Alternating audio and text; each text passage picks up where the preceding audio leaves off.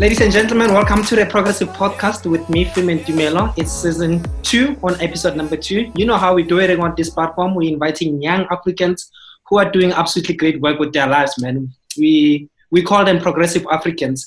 As promised, I have brought onto the show the executive chef who is trained both locally and internationally. And she runs a side hustle called the Food Poetry, and she also develops some products in her kitchen. We invited her onto the show today to hear her story for inspiration that we could use during these tough times. And secondly, just get to hear what she's got to advise young chefs out there on what they could be possibly working on during this COVID-19. Is it a crisis or is it an opportunity? Let's hear what the chef's got to say. Welcome to the show, MonaLisa. How are you? Hi, thank you so much. I'm good. How are you? I'm doing good. Are you keeping safe there? Yes, I have no choice but to keep safe. That's great. How has the corona, the COVID-19 affected you, particularly you and your work within the hospitality industry? How has it affected me? Just me personally.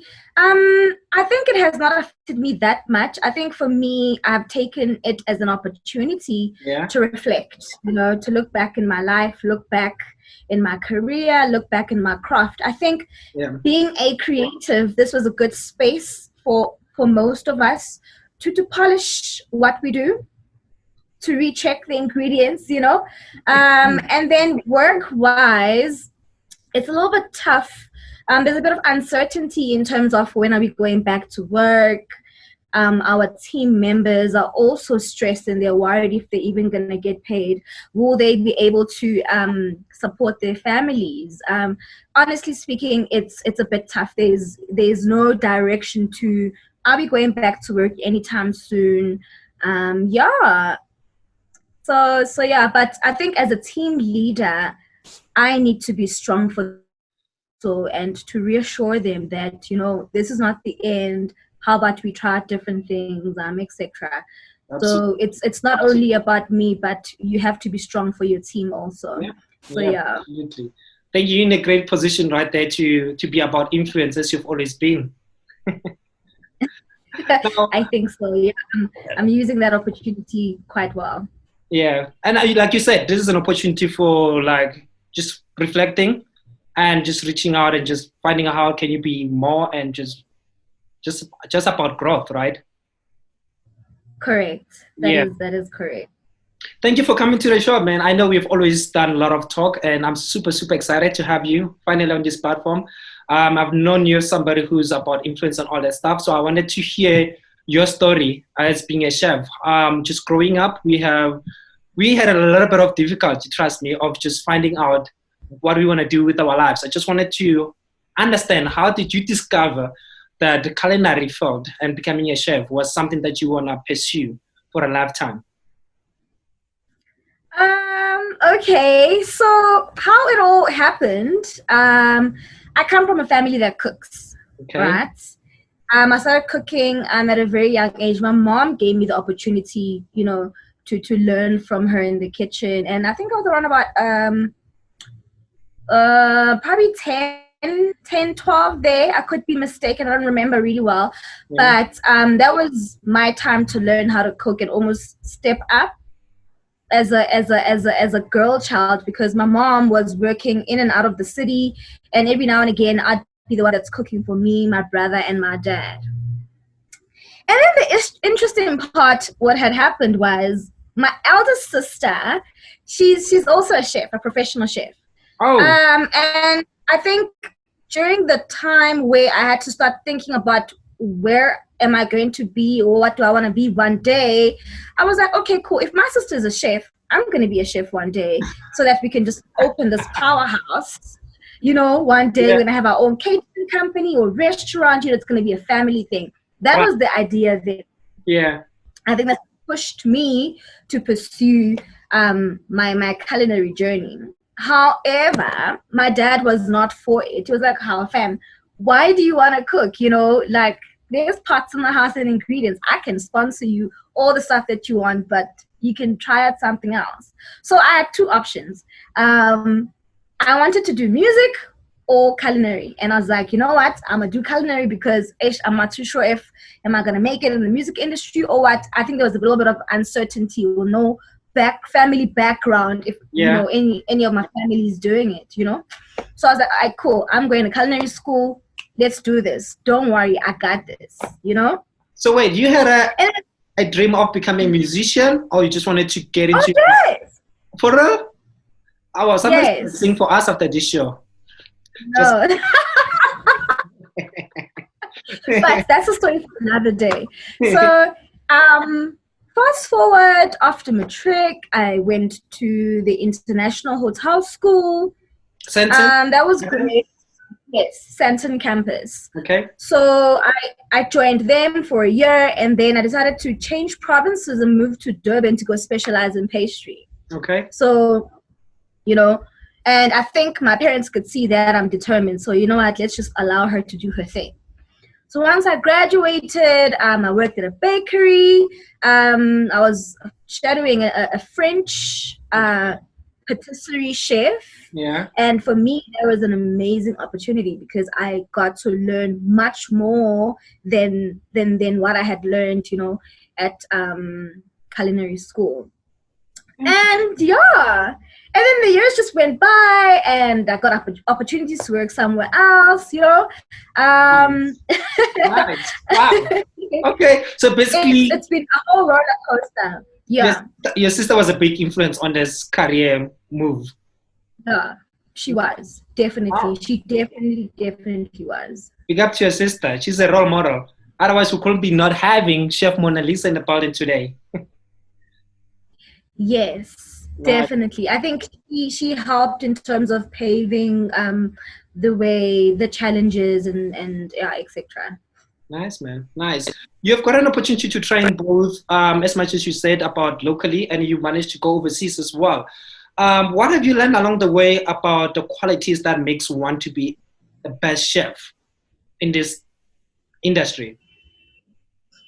Okay, so let me start by saying, after I graduated, I started to work in the country, right? So for me, it was very important to get my South African foundation as a South African chef before I travel overseas. Because remember, when you're overseas, it's a totally different industry, totally different ways of running, you know, the pace is totally different. So for me, it was very important to work at least 2 to 3 years in South Africa, and then I'm going to travel. Great. So when I traveled, I was in Colorado Springs, and I was working in a resort that had 19 restaurants. Yes. Oh, and the nice thing about it, yes, it was amazing. And the nice thing about it was you're not going to be working in one kitchen for 12 months. You'll be moving around at least, you know, to different. Exactly. So you'll be moving around to different cuisines and different styles of the American culture. Right. So that was great exposure for me because in South Africa, we do have replicas of think getting that experience from overseas was really amazing for me. And I think an aspiring chef should almost apply the same concept of first getting home experience and then international experience. Because once you come back to South Africa, I could almost say that when you're applying for a job, if you want to put yourself out there, people almost believe in your journey, you know, because it's different when you immediately after college and then you go overseas. You come back home, it's almost like as if, where do I start, where to from here? Yeah. So for me, paving that foundation for myself and creating a name for myself, I knew already that when I come back home, I'm not going to struggle to get to find a job because I know I've created a platform for myself and people believe in my hard work and how I am in general. Nice. You know? So how I present myself, that's the word. So yeah, I think it is very, very important for aspiring chefs to take their journey serious, and it's not fun and games. I mean, this is your bread and butter. And when you meet people, I always say that the industry is so small that you don't want to be creating a bad name for yourself unnecessarily. No. From the get-go, from the start of practicals to finishing school, you want to take this thing as serious, because really it's not easy. It is not easy at all. It is not easy. So Nice. I think I've answered your question. Yeah. Nice. I guess a few things that I've gotten up that out of what you've said is continuous learning and investment, and being able to just hold yourself together for your reputation, and just collect as much knowledge as you can. Exactly. Because you don't want to rush it. Yeah. At the same time, you don't want to delay. It's almost like as if, yeah, exactly. So I think that has worked really, really, really well for me. That even when I came back home, I did not struggle. It's like my phone started ringing. When are you coming back home? We see the things that you're doing. Come back home. We need you. So for me, I took advantage of that. And yeah. Interesting. Every time I go on Instagram, you have posted something new under food poetry, and I get so hungry already. I've known you as somebody who plays around in the kitchen and just develops new products and all that stuff. What are you currently working on now that you're actually like home and trying to keep safe?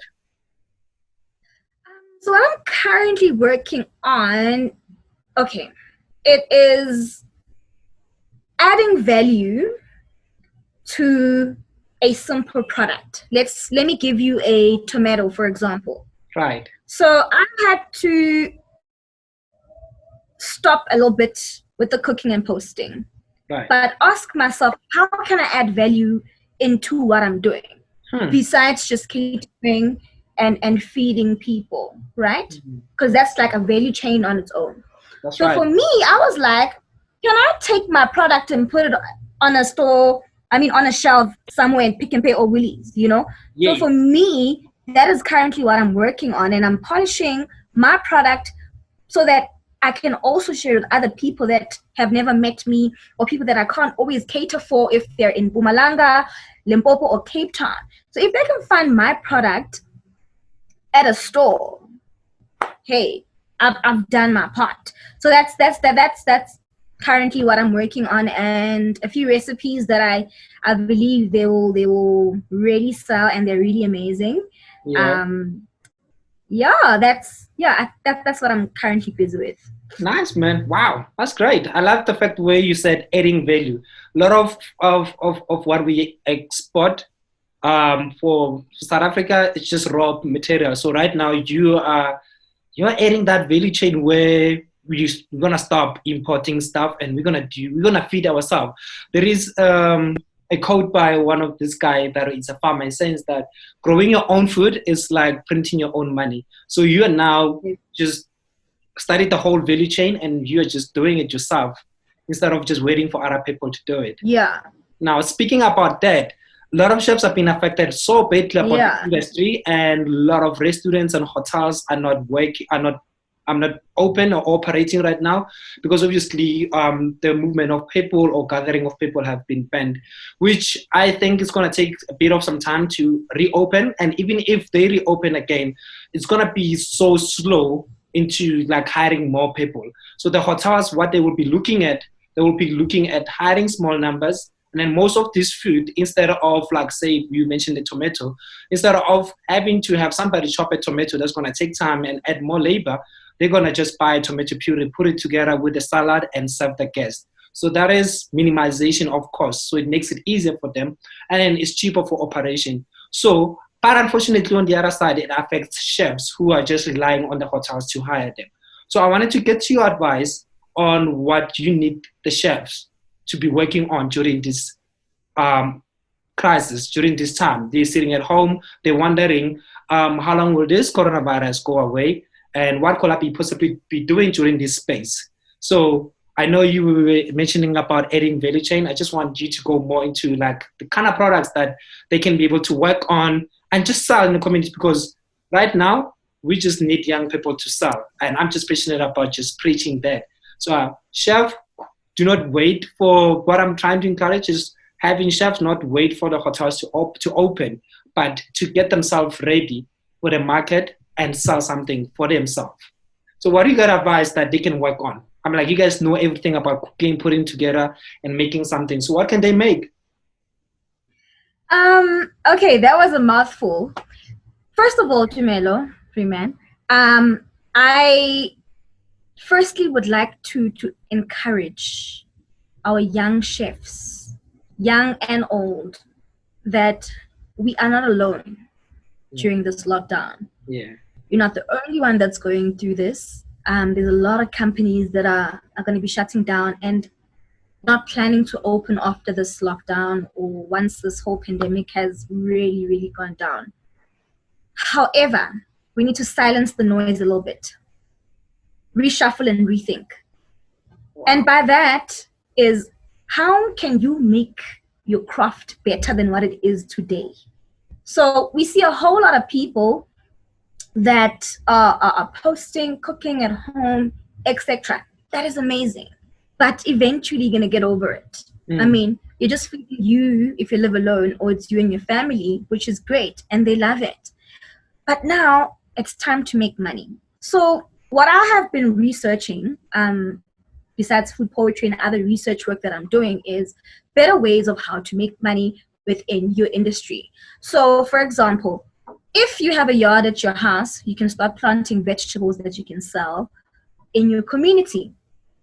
Or if you know farmers in your community that have produce that they usually throw away because they have not received enough buyers, you can take that produce and create amazing recipes that you can bottle and sell to different communities. I mean, chefs, directly to chefs. This is all about agro-processing. And we know how to do this. These are ingredients that we're working with every single day. For example, a simple tin of fish. A simple tin of fish did not just end up the way it is today. There was somebody that saw that there's tiny little fishes or sardines that they could add value into them, because a lot of people are not buying them as they are.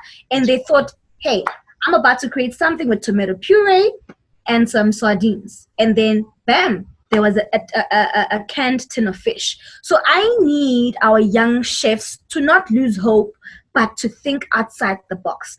How can we, as chefs, better our craft, but add more value at the same time? Because at the end of the day, this is job creation.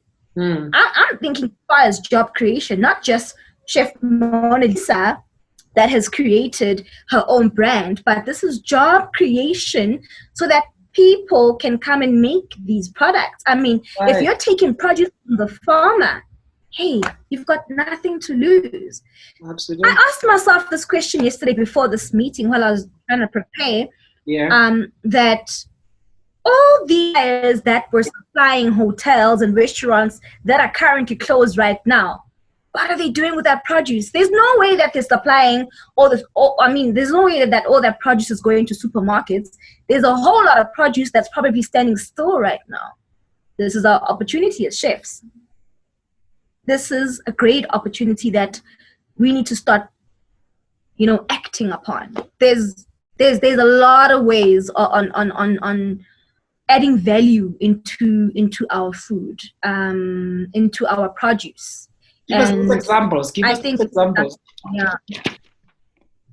What have you got? So, that you start just working on, even just today. They don't have to stress much. A lot of people will be like, oh, I don't have this, I don't have that. They just don't have to stress much. I believe just in your own small kitchen, you can just start by just making a simple bread. Bread costs about 16 rand at a tuck shop. You can sell a bread for 6 rand if you will just minimize the cost. Exactly.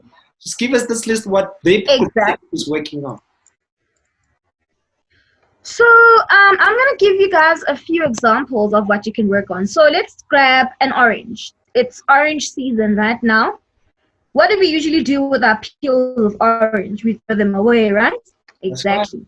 Yeah. So you could grab, once you've peeled your orange that you're going to be eating with the kids, etc., you collect all those peels, you make jam preserve. Whoa. And jam preserve is something that is used in hotels. Right. Literally. And jam preserve is very expensive. Why are we getting our jam preserve from somewhere in another country, whereas we can make it here ourselves. We are throwing away such good ingredients that we can add value into. There's a whole lot of things. We usually call them farm vegetables. Okay. Have you ever seen when we are using a cauliflower or a broccoli, we tend to throw away the outside shell that holds the actual cauliflower head. What do we need with that? You know, there's a whole lot. Let's take grain. Why are we not planting grains to produce rice? Rice can produce baby food. You know, there's so many things that we can do with just an item. And if I go back to the actual orange peel, an orange peel can make jam preserve. It can make some of the ingredients are added in to make medicine. The juices can be blended and make orange juice. This is the perfect time for orange juices. Yes. You know, there's so much. There's so much that we as chefs are guilty of throwing away. Absolutely. You know? So yeah. Those are the few examples that I have. There's a whole lot more that you can do with fruits and vegetables to add value into that item. And yeah. I'll have them just follow you because the internet just did a little bit of injustice there, but we did hear what you got to say. And yeah, and what I also did like a little bit of research that I just, even if I'm not a chef, but I have a whole lot of time in my hands. So like your tomato puree that we mentioned, your frozen vegetables that you can sell, like you can even create your mashed potato brand, like quality sausage production. There is just a lot, you know what I mean? And yeah, the whole list goes on and on. But if you just follow Chef MonaLisa on her page on Facebook and Instagram, she shares that a lot, and you should be able to read through and just get some advice on what you can be possibly working on. There's a lot, man. Italian pesto, just ready lunches. Because here's what the world we're going in. This is the new normal, and what you need to do is prepare for the old normal, even if it's gonna come back later on. When we get back, we're gonna be so tired from cooking. So what you need to do is that prepare something now so that you can be able to sell it later. Ready food. During lunchtime, a lot of us gonna be like having a hard time having to prepare something ourselves to cook or for lunch. So just make ready lunches that even if I go to a convenience store, I can find it and heat it up in a microwave, and there we go and eat. That's basically it, man. Chefs, I think it's your time right now. I've seen a lot of you guys cooking, which is great, but let's do more than that. Let's just create something that we can be able to sell. Okay. I'm sorry to say this, but I don't think jobs are coming anytime soon. So it's gonna be on us to create something. Yeah. All right. That is correct. I think it's very crucial, Freeman, to be very honest about the fact that the scarcity of jobs is real. And there's going to be a whole lot of retrenching happening because companies can't afford to pay people. That is just plain reality. We're not going to lie and sugarcoat it, but it is what it is. But let us hang tight together and make a difference and try and create jobs for other people while we are here at home. It's possible. Yes. It is possible. I believe. Now, Chef Lisa, two questions that we normally ask the progressive Africans just like you who are doing great work with their lives is, what is your hopes and dreams for Africa? On this platform, we encourage Pan-African views. So we don't just live in South Africa, we live in Africa. This is what our four leaders were fighting for, just having one Africa. So we're encouraging the views where people just thinking Pan-African. So my question is, what is your hopes and dreams with what's happening in Africa? And what sort of Africa do you want your kids and your grandkids to grow up in? Oh man, what a beautiful question, Freeman. You know,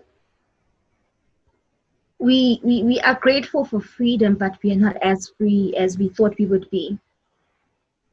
I am hoping for a South Africa, or an Africa, pardon me, where we put ourselves on the globe. Right now we are currently trying to find ourselves up there, but a lot of the African continent has a lot of minerals that we are not manipulating to its best. Right.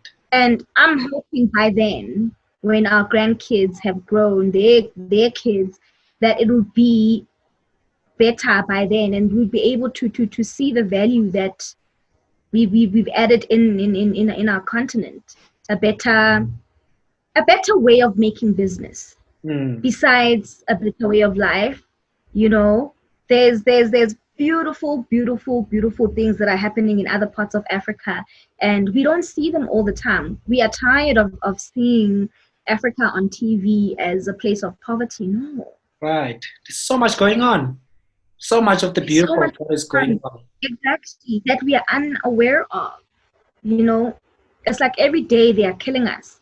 It is. We are being killed. We're hoping for leaders that can lead us the correct way and actually be honest with us. Yeah, absolutely. So I think this is it's not an emotional way to answer or an emotional question, but I think it's a very sentimental question. A lot of Africans that are hoping for the best, you know, we're trying. I think people that are born in the late 80s and 90s, we are a bunch of questioners. We question a lot of things, and I hope that our kids, grandkids, of course, and I hope our grandkids will children and grandkids will take something from us and fight like we are fighting too.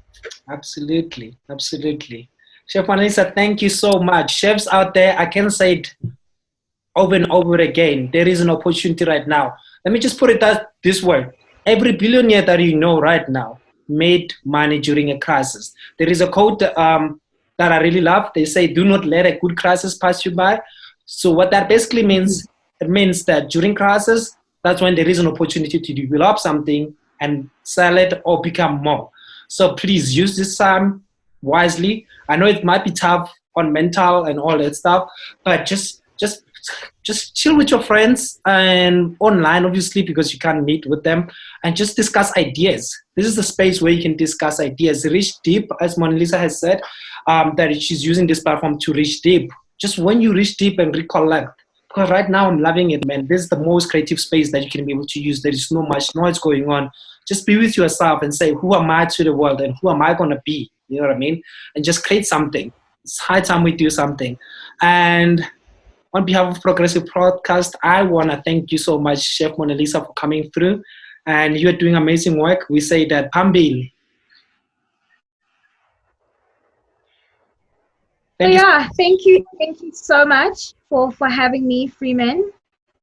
This is a really beautiful space, and I'm grateful that we collaborated on this one. And yeah, everyone must follow me on Chef_MonaLisa on Facebook, Food Poetry by Chef MonaLisa, and y'all can DM me. I am the most free person ever. I give you my number, you WhatsApp me. Let us talk, let us engage, let us make a difference. It is possible. They must know it's only business if they DM you and got your number. It's only business, okay? All right. Thank you so much, guys. We're wrapping up episode number 2. Thank you so much. On the likes and on comments, you can be able to just let us know who you want to have onto this show, and then we can call anybody. You know what I mean? On the next one, I can't wait. We are having another brilliant lady, and I can't wait to share that with you guys. Thank you so much for this one. Chef MonaLisa, keep well and stay safe, okay? Thank you so much.